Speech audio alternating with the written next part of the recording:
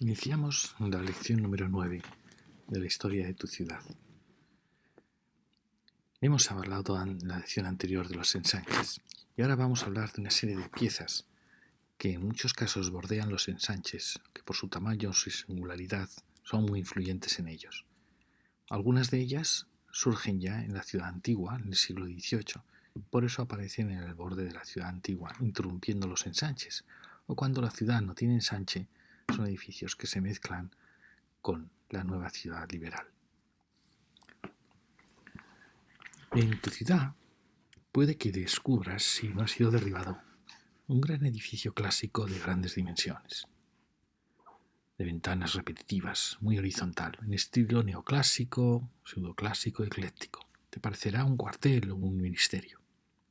Verás que está situado o bien en las afueras de la ciudad antigua o en las afueras del ensanche. Se trata de la fábrica de tabacos. Fíjate que todos ellos son del final del siglo XVIII y del XIX. Y fíjate que es muy importante porque fue la primera fábrica de la ciudad. Era una fábrica estatal. Su importancia procedía de que el impuesto del tabaco era uno de los principales ingresos de Hacienda, como hoy puede ser el ingreso de la gasolina. Así que el Estado creó un monopolio y fabricaba él mismo los cigarros y puros. Eran edificios enormes, cientos de trabajadores y trabajadoras. La famosa ópera Carmen se refiere a una trabajadora de esa gran fábrica de tabacos de Sevilla. Produjeron edificios tan monumentales cercanos a los caminos que llegaban a la ciudad, cercanos a veces al puerto también, que han quedado envueltos por la ciudad moderna y pueden servir hoy a muchos usos. Fíjate, la impresionante fábrica de Sevilla es hoy la universidad. En La Coruña va a ser, por fin, el Palacio de Justicia. En San Sebastián, un museo de arte moderno. En Alicante, parte de la universidad. Fíjate que son ahora cuando se están en parte restaurando y reconvirtiendo. Fíjate que representan realmente el inicio de la revolución industrial, pero casi desde el antiguo régimen, continuado después en la sociedad liberal, que respetó estas y construyó nuevas tabacaleras. Es por tanto algo muy importante. Muestra cómo los ideales de la Ilustración van a pasar a la sociedad burguesa y inician una nueva clase social, el obrero industrial, el proletariado. Sus dimensiones tan grandes, su escala, sus ritmos repetitivos, su cierta inhumanidad, es un poco premonitorio del mundo que va a llegar. Pero a su vez todo va unido a una magnífica construcción heredera del antiguo régimen. Por eso son edificios hoy válidos por nuevos usos, por su orden, su simetría, su ritmo, su uniformidad, además de su situación clave ya en la ciudad moderna. Creo que vas a notar una misteriosa relación homocética entre estos edificios y las aduanas. Por eso hablaremos también de las aduanas. Estas cobraban los impuestos de los productos de entrada a la ciudad y se situaban por eso en las puertas en la relación con el puerto. Y en cierta manera las tabacaleras, al ser también estatales, eran también recaudadoras de impuestos y también se situaban en las puertas de la ciudad y en las cercanías del puerto. Por eso da la sensación, cuando no coinciden, de que hay una cierta relación entre los dos. Fíjate que en ocasiones la tabacalera ocupa un antiguo convento expropiado por el régimen liberal, por ejemplo en Logroño, el antiguo convento de la Merced, ocupado por la fábrica de tabacos. Hoy es las Cortes Autonómicas y su biblioteca. En Barcelona, un antiguo convento de San Vicente de Paúl, ocupado primero como hospital militar y luego como tabacalera. En Santander, un monasterio de clarisas, también hoy transformado en parlamento. En Gijón, uno de Agustinas Recoletas. En Alicante ocuparon la Misericordia. Fíjate, no deja de ser apasionante este paso de conventos a fábricas, del mundo antiguo a la nueva sociedad industrial, de obreros para Dios a obreros del Estado para el capital. Y fíjate sus destinos actuales: universidades en Sevilla y Alicante, museos, Málaga, Tarragona, Gijón, San Sebastián, Madrid y la segunda tabacalera de Sevilla. Para servicios municipales, Valencia. Para justicia, La Coruña. Para parlamentos, Logroño y Santander. Para Palacio de Congresos, Cádiz. Y han desaparecido, por desgracia, las de Bilbao, Barcelona, Oviedo y Santa Cruz de Tenerife.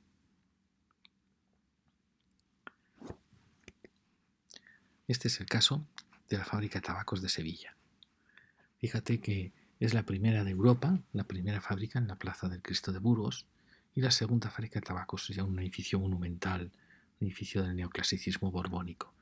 Es tan impresionante que hoy ha dado origen y tiene cabida en ella la universidad. Y de aquí pues la leyenda la leyenda de que en España las fábricas de tabaco eran palacios. En ella se basa la ópera Carmen. Fíjate que tras pasarse a la universidad se hace una tercera tabacalera en los años 50-60, unos edificios fascinantes que ahora van a ser destinados a museo. Y Sevilla tiene la secuencia perfecta de 3 tabacaleras. Fíjate en La Coruña. En La Coruña, alejada de la ciudad antigua, pero en el camino de la costa, muy cercana del nuevo ferrocarril, y recibiendo las rondas de la ciudad nueva, estaba la fábrica de tabacos. Fue a la vez almacén, centro de correos marítimos, arsenal y fábrica de tabacos. Fíjate que es un hito que equilibra la ciudad con un gran caserón, un poco en equilibrio con el cuartel de Atocha, que rodean la ciudad burguesa, la plaza María Pita. Y hoy por fin va a ser transformada en Palacio de Justicia. Fíjate que en Valencia se muestra esa relación enigmática con las aduanas. La aduana, que luego veremos, construida por Carlos III en el borde de la ciudad, en la Puerta del Mar, luego será transformada en fábrica de tabacos. Pero en Valencia hará una segunda fábrica de tabacos muy monumental en los jardines del Real y la Alameda, ya saltando la ciudad, pero sin olvidar la cercanía al puerto, al camino del puerto, por donde llegaba el tabaco. En Cádiz, una ciudad de grandes edificios monumentales del barroco final, del neoclasicismo, la tabacalera se coloca en un antiguo convento, también esa actuación de ciudad liberal, un antiguo convento de Santo Domingo, tras un antiguo baluarte. Ella recibe a la avenida, tras la puerta de tierra, la avenida del puerto. Fíjate que está formando con la aduana nueva y la estación una nueva puerta de entrada a la ciudad. Hoy la tabacalera ha sido transformada en el Palacio de Congresos de Cádiz. Entonces, si ves en las afueras de tu ciudad, como te he dicho, un caserón clásico de época indefinida, con sus ritmos de ventanas austeras, como un gran cuadrado con patios en su interior, quizá estés ante la antigua fábrica de tabacos. El edificio tendrá la solidez de la arquitectura antigua, pero está inaugurando un mundo moderno. El mundo de la industria, de los obreros. Es hijo en parte de la Ilustración, asumida por el régimen liberal. De ahí su apariencia de tristeza y soledad. El siguiente elemento del que vamos a hablar es la aduana. Este capítulo realmente tendría que haber estado entre la primera y segunda ronda en los bordes de la ciudad antigua. Pero como las aduanas son un producto del régimen ilustrado borbónico y renovadas luego por el régimen liberal, y como muchas de ellas están en ese primitivo ensanche, pues la hemos incluido en la ciudad de los ensanches. Cuando te acerques al límite de tu ciudad, cerca de la muralla, encontrarás actuaciones de la Ilustración, como puedo decir es la aduana. Fíjate, es el caso, por ejemplo, de Valencia. Allí está dentro de la muralla para el lado de la puerta que conducía al puerto. Suelen ser edificios majestuosos, de un barroco final ya clásico neoclásico. La aduana era, cuando los borbones llegan a España, pues modernizan la administración y trataba la aduana de recuperar las rentas e ingresos del Estado. Aduanas, tabaco, sal, plomo. Entonces se construyen las grandes aduanas de Valencia, de Barcelona, de Málaga, de Madrid. Eran casi, aunque se llamaban aduanas, eran casi delegaciones de Hacienda y por tanto de gobierno. Cuando llegues a tu ciudad, tienes que pensar que quizá ha habido varias aduanas. Probablemente la última esté en el nuevo puerto. Y piensa que quizá exista otra en el ensanche y otra en época borbónica. Y fíjate que es un edificio que simboliza no solo un nuevo poder centralista en la ciudad antigua, sino también intenta crear espacios libres y jardines, tratando de cambiar la imagen de la España de los Austrias. Estas actuaciones crean plazas, crean nuevas puertas, normalmente neoclásicas, ya sin valor defensivo. Date cuenta que estos edificios rompen la trama de la ciudad antigua y se empiezan a colocar aislados, indicadores de que está algo cambiando en el urbanismo de la ciudad. Fíjate en la aduana de Valencia, hoy Palacio de Justicia, ella y la Puerta del Mar han creado la glorieta. Pero si vas a Málaga ves fotos antiguas de la gigantesca aduana al pie ya de la ciudad antigua, mirando ya el puerto, pues te darás cuenta de la impresionante actuación que fue. Lo mismo pasó en Barcelona, donde la gran aduana, que hoy es el gobierno civil, inicia una gran plaza hacia el puerto, la plaza del Palau, con un palacio real a un lado y la lonja al otro, es decir, una gran plaza nueva que Barcelona desconocía, abierta al mar.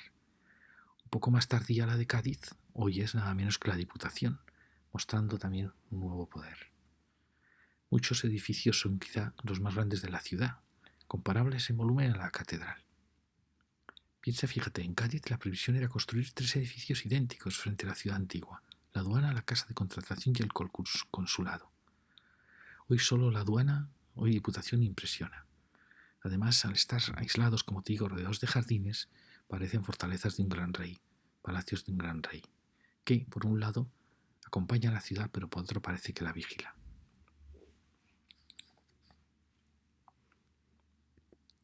Este es el caso de la aduana de Barcelona. Como ves, ha formado en el frente marítimo de la ciudad, está formando una nueva plaza abierta al mar, con una nueva muralla, será la puerta del mar y será la plaza del Palau. Ahí se situará el Palacio Real, la lonja, hoy es el gobierno civil. Fíjate que la nueva aduana, ya de estilo Beaux-Arts, casi deco, se sitúa al final de la Rambla, mirando ya al puerto, en la nueva puerta realmente del mar. Fíjate el caso de Cádiz. Cádiz está rodeada por edificios de la Ilustración impresionantes, como son la aduana, como van a ser los cuarteles, como es el hospicio, actuaciones también neoclásicas van a ser la plaza del mercado, la cárcel. Y fíjate que actuaciones también en antiguos conventos, con la Alhóndiga y fábrica de tabacos al lado del antiguo convento de Santo Domingo. También el ayuntamiento es una actuación neoclásica de Cádiz.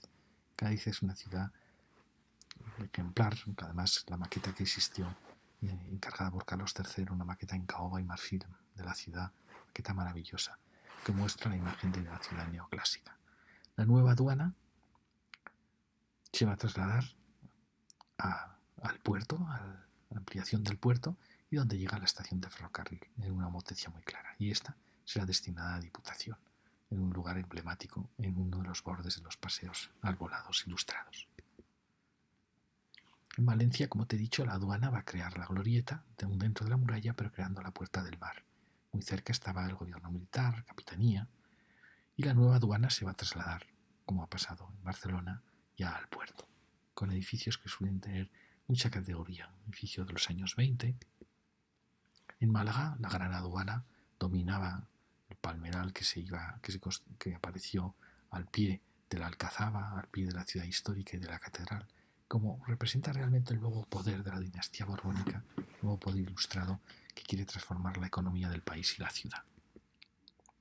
Bilbao es un caso muy bonito porque la antigua aduana, que antes estaba en Orduña, en la frontera de Vizcaya con Burgos, se traslada a Bilbao, a lo que es la ría, al puerto, y se coloca detrás de una gran iglesia de pescadores, San Nicolás, en lo que era el Arenal, donde estaba ya el teatro burgués, cerca de la plaza neoclásica.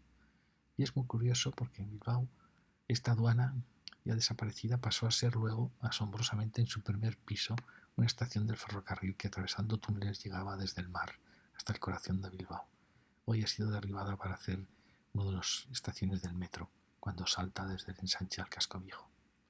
Y una segunda aduana se va a hacer en el ensanche, un edificio neoclásico ecléctico, también al lado de un puente, como era natural.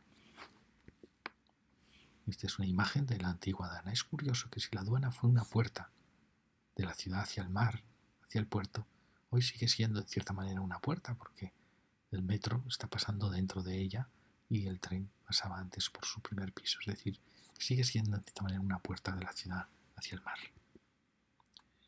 Otro elemento del que te quiero hablar son los cuarteles. Es otro elemento que vas a ver en el borde de tus ensanches y que es un elemento fundamental en el nuevo régimen liberal. No puedes entender tu ciudad sin que marques dónde estaban los cuarteles. Fíjate que en la España anterior a 1808, la España del antiguo régimen, apenas existían los cuarteles. Durante el reinado de los Austrias, los mínimos ejércitos permanentes se alojaban en los alcázares y a veces cuando iban en campaña ocupaban casas en las ciudades. Los Borbones, ya más centralistas, con otra visión de la nación, empiezan a temer por su seguridad y crean en Madrid cuarteles permanentes. Cuartel de Conde Duque, que hoy es un gran centro cultural, pero sobre todo será el régimen liberal los que van a llenar las ciudades de cuarteles. Es muy curioso que sea, ya te lo he dicho antes, que un régimen liberal, aparentemente basado en la libertad constitucional, es el que va a construir a gran escala cuarteles. El ejército pasa a ser permanente. Las continuas guerras carlistas y las sublevaciones le hacen estar muy presente en las ciudades. Los primeros cuarteles del régimen liberal van a ocupar antiguos conventos enclaustrados y procuran ocupar los que formaron la muralla. Así, en Barcelona, fíjate que ocupan las Atarazanas y crean el cuartel de la Paz. Ocupan el convento de San Francisco, donde crean el gobierno militar. Un poco más adelante, ocupan el convento de la Merced, donde va a situarse Capitanía General. Hacia el Paseo de San Juan, el cuartel de artillería. Fíjate, en el lado norte, el cuartel de Junqueras hacia Urquinaona, el cuartel Buen Suceso en la calle Pelayo y Talleres, y el hospital militar hacia la Plaza Universidad. Y por el lado oeste, el cuartel de San Pablo. Como ves, la ciudad estaba rodeada por el nuevo ejército, ocupando los conventos de los que tomaban el nombre, y eso sin contar los dos cuarteles militares de la Barceloneta.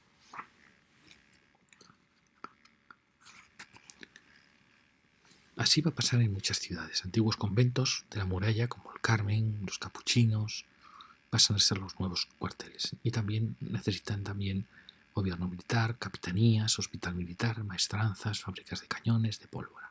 Fíjate en tu ciudad y vete marcando cuántos de estos edificios rodearon la ciudad antigua, ocupando antiguos conventos, y cómo muchos aparecerán en la zona de transición con el ensanche. Hay una teoría que te dije que la sociedad liberal pensaba para controlar las revoluciones en la ciudad, traer tropas por ferrocarril y que de ahí poder someter la ciudad. Por eso muchas veces están ligados a las estaciones del ferrocarril. Pero fíjate qué poquitos de estos cuarteles quedan. La presión urbana los ha hecho desaparecer. Cuarteles de Pamplona, donde ya está el Corte Inglés, cuarteles de Logroño, cuarteles de Barcelona, donde solo queda el gobierno militar del convento de San Francisco, cuarteles de Zaragoza, que habían ocupado la antigua Misericordia, hoy gobierno de Aragón, y el cuartel de Aljafería, que hoy es Cortes de Aragón. Fíjate, tras esta primera fase, cuando ya el régimen liberal está más asentado, se inicia una segunda fase que traslada los cuarteles de estos viejos conventos a nuevos edificios, y esto sí que lo sitúa en el borde de los ensanches. Fíjate que es una noticia muy clara de la primera fase. Si esta primera fase los cuarteles rodearon la ciudad antigua, ahora van a rodear la ciudad nueva del ensanche. Fíjate en Barcelona, los cuarteles de Gerona, en el límite del ensanche del Hospital de San Pablo, los cuarteles de la Maestranza, la Meridiana, los del Bruxo en Pedralbes, o en Bilbao con los nuevos cuarteles en el límite del ensanche, al lado del hospital. Fíjate, en Valencia también los primeros cuarteles sobre los conventos fueron abandonados para trasladarse al otro lado del río, en la Alameda, en el camino a Barcelona y en la salida hacia Madrid. Paralelos a la vía del tren están los cuarteles de infantería y artillería, y también en el Parque del Oeste. Y en Sevilla, fíjate, los cuarteles de la Trinidad, de Capuchinos, del Carmen, de la Maestranza, en los bordes del casco antiguo han sido abandonados. Uno de ellos lo han ocupado los salesianos, el otro los capuchinos, el otro la Plaza de Toros y el último lo ha ocupado la Diputación. Aún nos queda la fábrica de artillería en un solar maravilloso, como el de Valencia de la Alameda, en los inicios de las principales avenidas de los ensanches de la posguerra. Por otro lado, los cuarteles que han sustituido a estos de Sevilla pues podrían ser el de San Fernando, en la avenida Andalucía, en el borde de la ciudad moderna. Como ves, vuelve a cumplirse la noticia. Caso muy bonito es La Coruña, donde el ejército ocupó todo el borde de la ciudad antigua, con el convento de Santo Domingo, hoy biblioteca militar, y el de San Francisco, y museo militar. También allí estaba la maravillosa capitanía. Fíjate que con todos los cuarteles que existían en La Coruña, pensamos cómo no pudo haberse ocupado alguno de ellos en sus campos de maniobra y el espacio que tenían para haber transformado la ciudad antigua. En Valladolid aún tenemos la Academia de Caballería, que se mantiene a pesar de la centralidad de su lugar.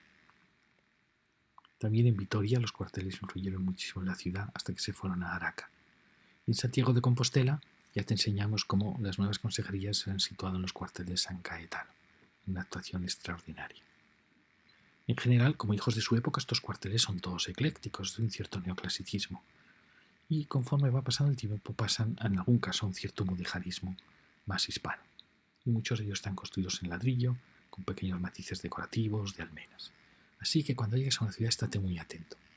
Descubrirás, vas a encontrar los cuarteles quizá en el campo de los años 60, y cuando te acerques a la ciudad descubrirás los cuarteles de fines del 19 y principios del 20.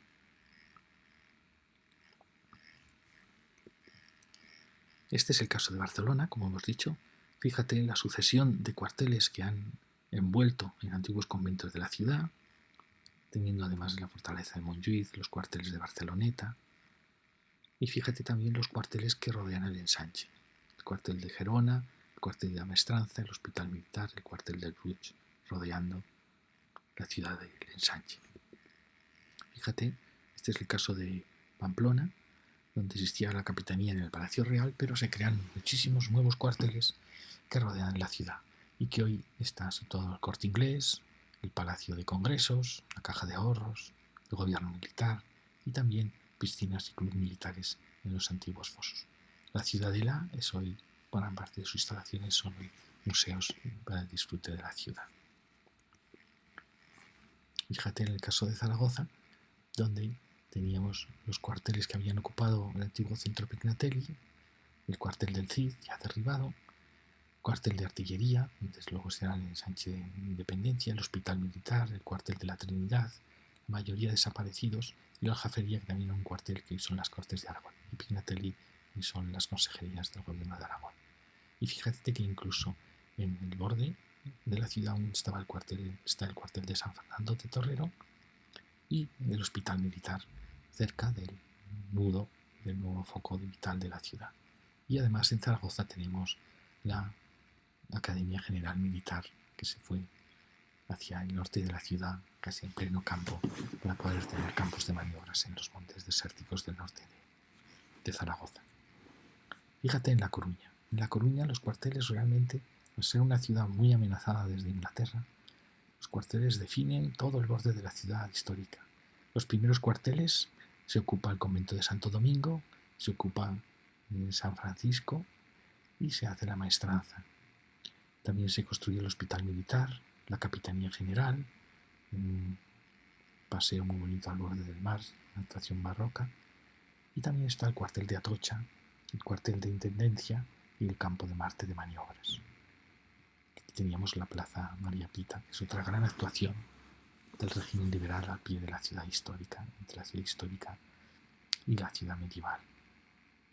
Fijaros en La Coruña la importancia que tiene el ejército rodeando, y fijaros cómo, por ejemplo, hablamos de cómo la universidad se marchó muy lejos, un gran error, pero el rectorado volvió a la maestranza. Pensamos qué universidad podía haber tenido La Coruña si hubiera reaprovechado cuarteles, si hubieran hecho parques en los espacios de los cuarteles, qué cinturón de instalaciones universitarias hubiese tenido la ciudad.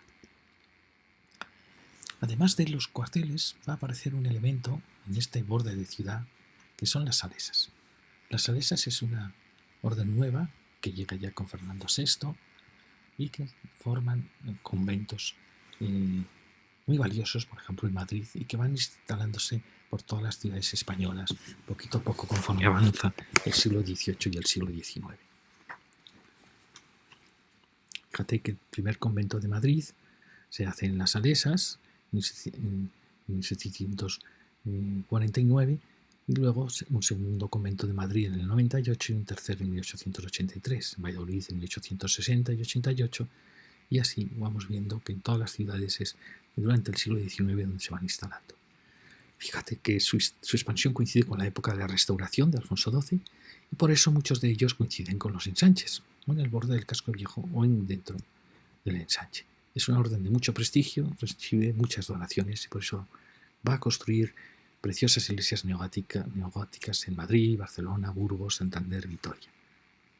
Hoy aún descubrirás como satélites de tu catedral las flechas de estos preciosos monasterios de Salesas. Son todas ellas flechas de monasterios neogóticos, es decir, románticas, que van a transformar la silueta de tu ciudad. Fíjate, en Barcelona se construye en esta época de estos ensanches que empiezan a transformarse por la iglesia en unos ensanches románticos, la nueva flecha de la torre de su catedral y también las salesas en el borde, el casco viejo y el ensanche. Fíjate, en Vitoria también las Salesas, al lado de una ciudad jardín, crean una nueva torre, un edificio que va a ser destinado a oficinas municipales. Pero fíjate cómo transforman la silueta de la ciudad aportando una nueva silueta.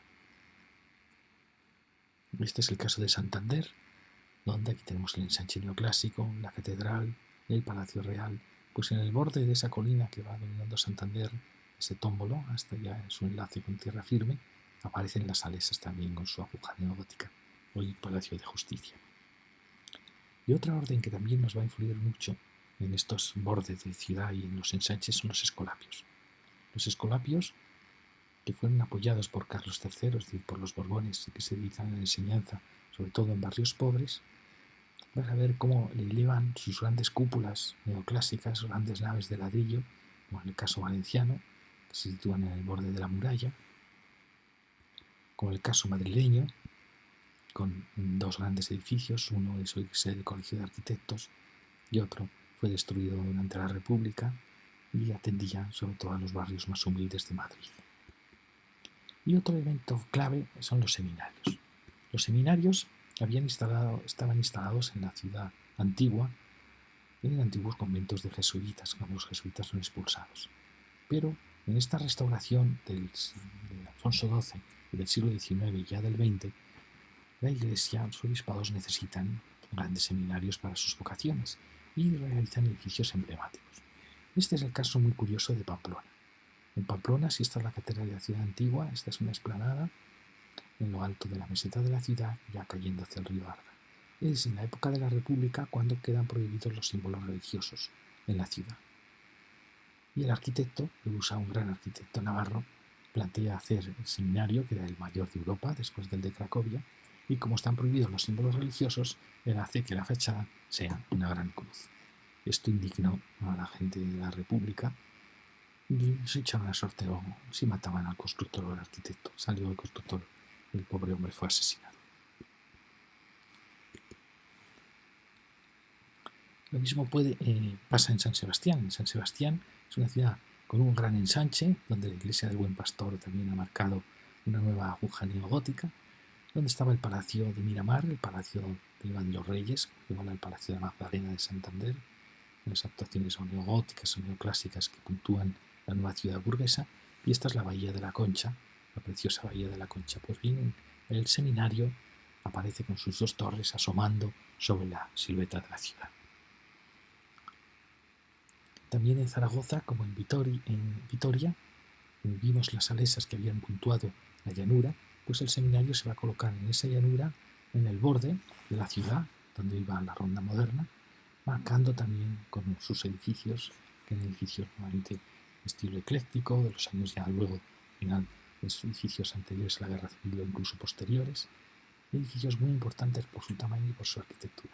También en Zaragoza el nuevo seminario marca la Ronda Hispanidad en el borde de la ciudad después de la guerra, un edificio precioso que ahora ha sido transformado en oficinas municipales. Fijaros que tanto en Vitoria como en Zaragoza estos seminarios se instalan ya en lo que van a ser rondas de tráfico de las ciudades. Ronda Hispanidad de Zaragoza, lo que va a limitar, por así decir, la ciudad de los 50 y de los 60. Y ahora viene un tema muy importante, que es la primera generación de ciudades jardín. Es curioso que la ciudad liberal crea los ensanches, que son igualitarios, que son geométricos, y sin embargo a la vez hay una añoranza de un mundo diferente. Fíjate que cuando repases tu ensanche vas a descubrir en tu ciudad que en sus bordes había normalmente urbanizaciones con parcelas muy pequeñitas, con pequeñas plazas circulares, con calles radiales, adaptada a la topografía, algo muy extraño en un ensanche, y quizá aún te queden en esas parcelas pequeños palacetes rodeados de jardines. Va a ser la primera ciudad jardín de tu ciudad. En muchas ciudades, esas pequeñas ciudades jardín han sido absorbidas por el ensanche, pues estos cobraron un empuje enorme y poco a poco han ocupado las parcelas, derribando todos los palacetes y construyendo grandes volúmenes residenciales. Este proceso ha seguido en los años 50 y 60, pues estas ciudades jardín habían quedado muy céntricas y la densa y vital ciudad de los 60 necesitaba crecer. Esto lo vas a ver en Bilbao, donde El barrio de Indauchu, muy denso, ocupaba la primera ciudad-jardín. De ella solo quedan 2 palacetes. Pero lo mismo pasó en Castellana de Madrid, que en el origen era una avenida bordeada de palacetes, y de hoy solo quedan 3.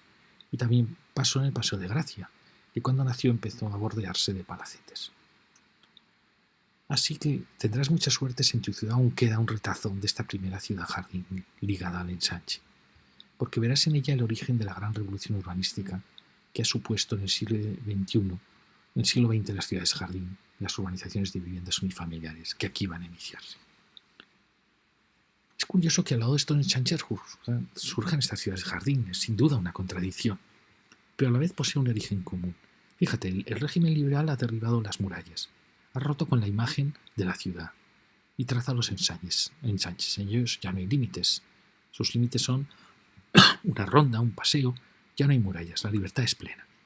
Y la naturaleza ha dejado de ser un organismo propio enfrentado a la ciudad, ha dejado de tener derechos. Es más, la domesticamos, la ocupamos, la metemos en la ciudad con árboles, prisioneros en sus alcorques, con parques rodeados de manzanas. Con esa mentalidad es natural que se siga parcelando el territorio para las nuevas necesidades que reclame la ciudad. Y una de esas demandas fue la ciudad-jardín. Esta tiene 2 orígenes. Por un lado, en las metrópolis industriales de Inglaterra, los terribles barrios obreros hizo surgir urbanistas que plantearon humanizar los nuevos barrios, creando ciudades que recordasen las antiguas aldeas, donde la casa pudiese volver a estar en contacto con la naturaleza, donde las calles respetasen la topografía. Es decir, el nuevo urbanismo añoraba una nueva sociedad que volviese a la tradición, a la artesanía. Por eso su arquitectura es neopopular, neohistórica. Crearon conjuntos muy bellos, y como ves tiene mucho que ver con el romanticismo, que tras la revolución burguesa tan racionalista va a surgir, intentando volver al mundo medieval. Pero otro origen lo tiene que ver también con el romanticismo, pero desde las clases adineradas. El burgués que ha creado el ensanche, con sus manzanas igualitarias, su trama geométrica, y que ha reservado en él sus pisos principales, añora la libertad del campo y, siguiendo el modelo de las villas renacientes, pues va a construir al lado de su ensanche, en pequeñas parcelas, y también con la intención de que su casa refleje la riqueza de su familia o de su poder. Es decir, que son casas que desea que se vean desde las avenidas. Así, estas pequeñas parcelaciones rodean la ciudad como las villas renacentistas italianas. En el fondo es la añoranza de un mundo más luminoso, más en contacto con la naturaleza. Y fíjate que la mayoría de estas ciudades son un repertorio de arquitecturas eclécticas. Fíjate, son edificios neoclásicos, neogóticos, renacentistas, también modernistas, también neopopular hispano, neocántabro, neovasco, neoárabe. Y también incluso las villas art déco y racionalistas y las noucentistas en Cataluña. Podemos considerar todas las urbanizaciones de los años 20 y 30 como una segunda generación, como el Viso de Madrid, pero las he incluido muchas de ellas en la primera generación, aunque cobijen estilos diferentes.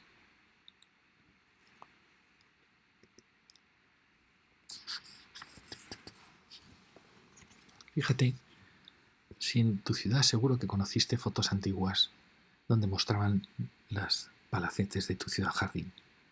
Como te he dicho, fue un concepto nuevo de la burguesía, era una evocación de la naturaleza, del paraíso. Eran castillos encantados para los grandes industriales, para los banqueros y los políticos. Curiosamente, ellos eran la clave de un capitalismo moderno que a la vez estaban construyendo sus enormes factorías y sus barrios obreros. Era una contradicción muy clara. En el caso de Bilbao, el ensanche, creado por la burguesía, crea a su lado la ciudad jardín de Indautxu y a la vez rodean con los hospitales una fundación benéfica, con los cuarteles, con la misericordia, es decir, y con el parque. Es decir, que a la vez esta ciudad tan geométrica, tan dura, por así decir, se está rodeando de una contradicción que es la ciudad jardín. Me pregunto, realmente nunca entendí lo efímera que fue esta ciudad. Los palacetes de la Castellana, los del Paseo de Gracia, la ciudad jardín de Bilbao. Todo desaparecido. Tanto esfuerzo, palacios, torres, escaleras, artesonados. El arte de varias generaciones, con unos artesanos magistrales. Todo desapareció en una generación, en 2 generaciones. Fue un paraíso, un sueño fugaz, pero Lo triste es que lo que lo sustituyó es mucho más ramplón, más triste, más pobre.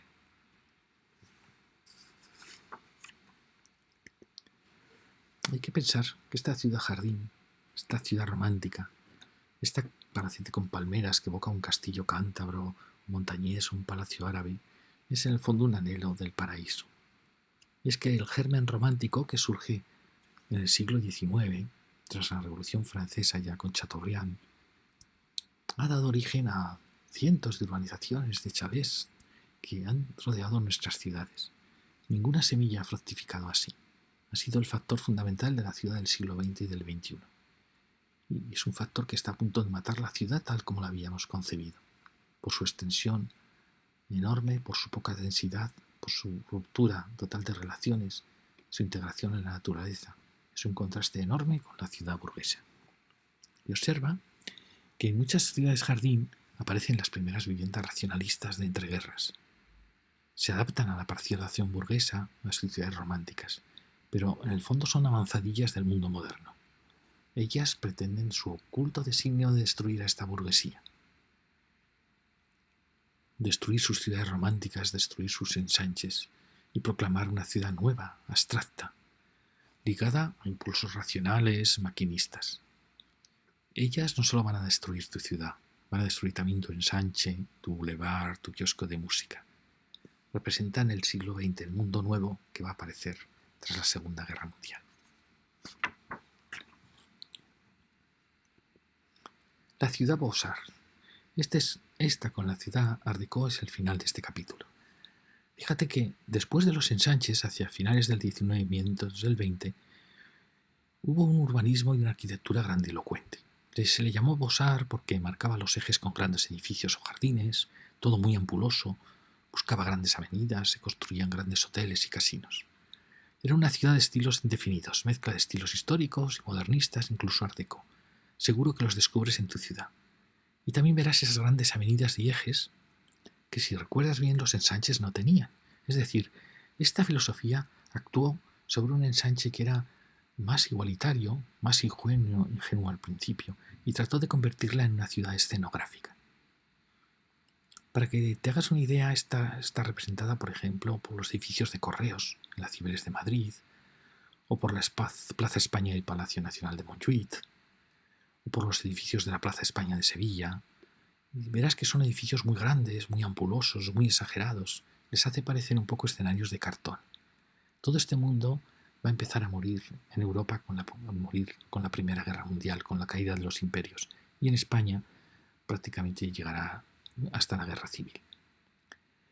Fíjate, si tu ciudad tenía un ensanche, esta filosofía va a transformar un poco su trama uniforme. En Barcelona, fíjate, por ejemplo, la grandiosa Plaza de Cataluña con sus edificios no estaba prevista por el ensanche, ni el Parque de Ciudadela con los grandes edificios institucionales que la señalan.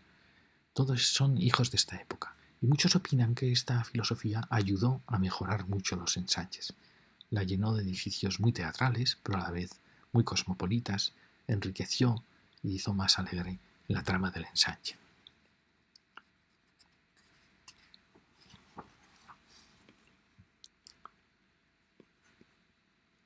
Fíjate, en el caso de Barcelona,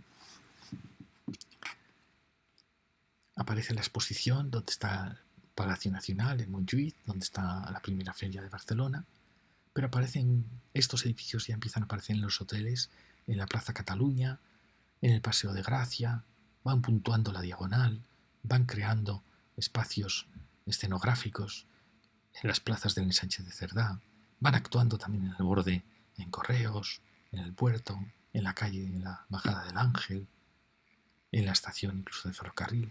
Es decir, se cree que en el fondo esta filosofía que no construyó nuevas ciudades mejoró la ciudad de los ensanches, porque le puntuó sus escenarios finales, puntuó determinados ejes, puntuó determinados edificios.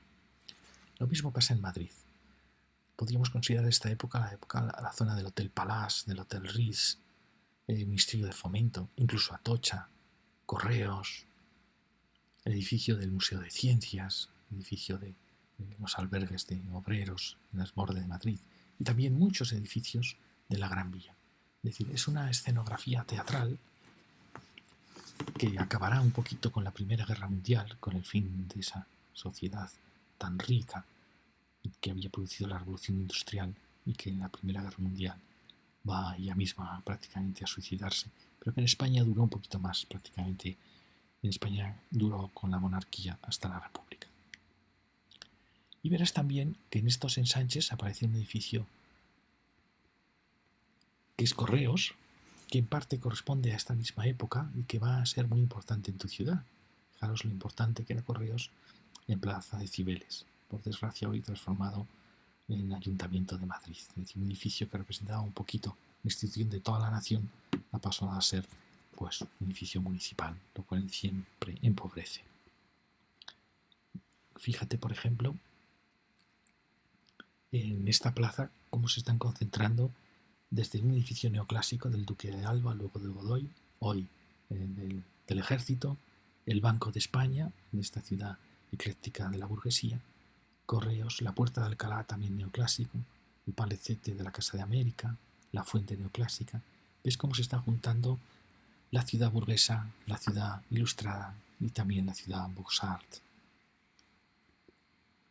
Verás que muchos de estos edificios, construidos durante ya la época de Primo de Rivera, tratan de pasar del gusto afrancesado del primer Beaux-Arts a un gusto más español que busca el neomudéjar, el estilo tradicional, en este caso neoaragonés, los estilos castellano y vasco, el estilo montañés. Es una España que buscaba encontrar sus raíces después del desastre del 98 y que en vez de mirar hacia Europa está mirando hacia las tradiciones españolas. Fíjate que en Barcelona también Correos tiene un edificio fascinante en el inicio de la Vía Layetana, esa ruptura que se hace del casco viejo, que forma también parte de esta filosofía de abrir grandes ejes y grandes avenidas. Como Correos trataba, como luego la nueva aduana, va a tratar de mejorar esta fachada marítima de la ciudad. Y culminando esta ciudad Beaux-Arts aparecerá la ciudad Eco. La ciudad Eco es un nuevo clasicismo que, en cierta manera, va a tratar de romper con esta ciudad tan escenográfica que era la ciudad Beaux-Arts y que sigue a la caída de los imperios tras la Primera Guerra Mundial. Fíjate que la ciudad Eco, en cierta manera, ha sido considerada como un preanuncio, por un lado, del nuevo clasicismo, del movimiento moderno, incluso también de los estilos fascistas y comunistas. Fue una especie de renacer clásico, mediterráneo, pero a la vez moderno. Cansado de los estilos históricos, cansado del estilo Beaux-Arts, el Art Déco, que muchos consideraban emparentado con el cubismo, y prólogo del racionalismo, busca una ciudad más serena. Sus edificios serán hoteles, viviendas de lujo, caja de ahorros, bancos, edificios de seguros. Algunos los emparentan con el surgimiento del fascismo y con movimientos que querían suprimir la democracia parlamentaria. Fíjate que en la ciudad representan normalmente grandes fachadas con plazas delanteras, es decir, empieza a influir en el urbanismo de la ciudad. Tiene una gran serenidad y grandeza. En París sería el Trocadero o el edificio Shell en Londres, y fíjate en Madrid, por ejemplo, el edificio Bellas Artes de Madrid.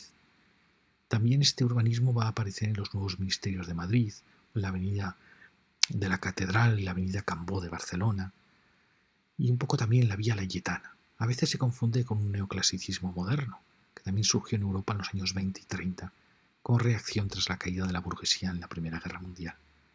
Picasso lo mostró en su primera época, y en Cataluña se puede considerar que coincide con el noucentismo.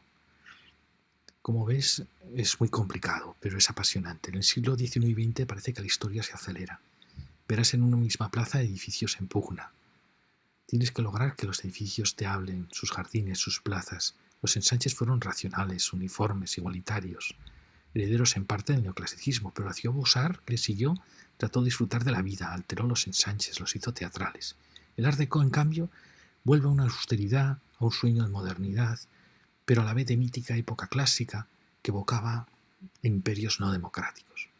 En los años 30, gran parte de los países de Europa, de Asia y de América se han convertido en estados e imperios un tanto dictatoriales, incluso Estados Unidos, y esto refleja su urbanismo.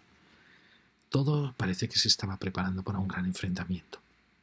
La seriedad y la fuerza que se detecta en estos edificios de Barcelona, de nuevos ministerios de Madrid, que los inició la República, Todo habla de un nuevo clasicismo moderno disciplinado.